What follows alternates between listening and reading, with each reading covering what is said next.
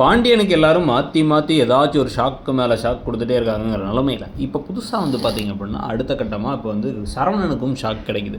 என்னென்னு வந்து பார்த்திங்கன்னா இப்போ திடீர்னு வந்து ப்ரெக்னன்சி டெஸ்ட் கிட்டலாம் வாங்கிட்டு வந்து நிற்கிறாங்க பாக்கியம், அதாவது தங்கமயிலுடைய அம்மா. தங்கமயில் கொடுன்னு ரெஸ்ட் ரூம்லாம் போய் செக் பண்ணி பார்த்தா 2 கோடு வந்துருச்சு. சந்தோஷமாக அப்படியே வெளில 2 கோடு வந்துருச்சு அப்படின்னு சந்தோஷப்பட்டோன்னே குடும்பமே ஹாப்பி ஆகி இதாண்டா சரியான ஒரு டைமுக்கு கரெக்டாக வீட்டுக்குள்ளே போயிடலாம். நேராக வீட்டுக்குள்ளார போயிட்டு ஸ்வீட்டெல்லாம் எடுத்து போய் சாப்பிடுங்கன்னு சாப்பிட வைக்கிறாங்க கோமதியை.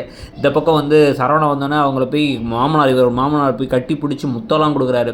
என்னன்னு கேட்டால் நீங்கள் அப்பாவாக போகிறீங்கிறாங்க, நீங்கள் தாத்தாவாக போகிறீங்கன்னு பாண்டியனை பார்த்து சொல்கிறாங்க. எல்லாரும் அப்படியே குதூகலமாயிட்டாங்க, சந்தோஷமாயிட்டாங்க. ஆனால் இதுக்கு நடுவில் நமக்கு இருக்கக்கூடிய முக்கியமான கேள்வி, ஏற்கனவே பல கதைகளில் நம்ம பார்த்த மாதிரி இவன் ஆஹா கல்யாணத்தை கூட இருந்துச்சுல்ல, அப்புறம் சின்ன மருமகளை கூட ப்ரெக்னன்சி ட்ராக் ஒன்று ஓடிட்டு இருந்துச்சு. அந்த மாதிரி இங்கே வந்து இது ஒரு ஃபேக் ப்ரெக்னன்சி ட்ராக்காக இருக்குமா அப்படின்னு ஒரு இதாக இருக்குது.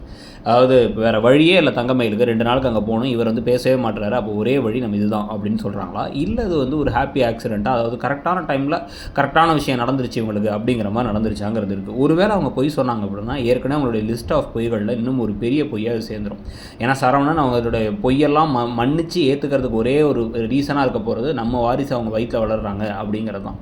ஆனால் அதுவும் இல்லை, அது வந்து ஒரு பொய் அப்படின்னு சொல்லிட்டு பாதியாக கலைஞ்சிருச்சுன்னு சொல்லிக்கலாம்னு சொல்லிட்டு அம்மாவும் பொண்ணு சேர்ந்து ஏற்பாடு பண்ணியிருந்தாங்க. இல்லை தங்கமயிலே இந்த பிளானை பண்ணியிருந்தாங்க அப்படின்னா இது அவங்க தலையில் தான் பெருசாக வந்து விடியும், அது ஒரு பெரிய பிரச்சனையாக நிற்கும். இது இல்லாமல் அவங்களுடைய நகை விவகாரம் மற்றவங்களுக்குலாம் தெரியும், அதாவது ராஜிக்கும் மீனாவுக்கும் தெரியும், எல்லாத்துக்கும் தெரிய வரல.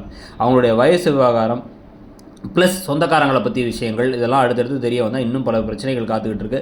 நீங்கள் என்ன நினைக்கிறீங்க? தங்கமயில் பொய் சொல்லியிருப்பாங்களா, இல்லை நிஜமான ப்ரெக்னன்சியாக இருக்குமா? இதுக்கு நடுவில் வந்து அரியர் வெஸ்டர்ன் வேறு இப்போ திட்டு வாங்கிட்டு இருக்காரு இப்போ கதிர்.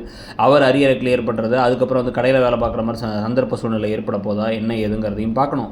ராஜி போலீஸ் ஆகிறாங்களாங்கிறதையும் பார்க்கணும். இதுக்கு நடுவில் நம்ம ஏற்கனவே சொன்ன மாதிரி ஜெய் ஹோலேருந்து ஒரு ட்ராக் எடுத்து அப்படியே சண்டையெல்லாம் போட்டு அடித்து வெளுத்து வந்து இப்போ இதுக்கப்புறம் நான் தான் வந்து கண்ட்ரோலில் வைக்கிறேங்கிற மாதிரி அரசி சரவணனத்தை கண்ட்ரோலில் வைக்கிற மாதிரி விஷயங்கள்லாம் நடந்துகிட்டு இருக்குல்ல, அதை பற்றி உங்கள் கருத்து என்னங்கிறத சொல்லிவிட்டு அப்படியே மறக்காமல் இடம் பொருள் சேனலை சப்ஸ்கிரைப் பண்ணி பக்கத்தில் இருக்க பெல் ஐக்கானையும் கிளிக் பண்ணிவிடுங்க. தேங்க்யூ.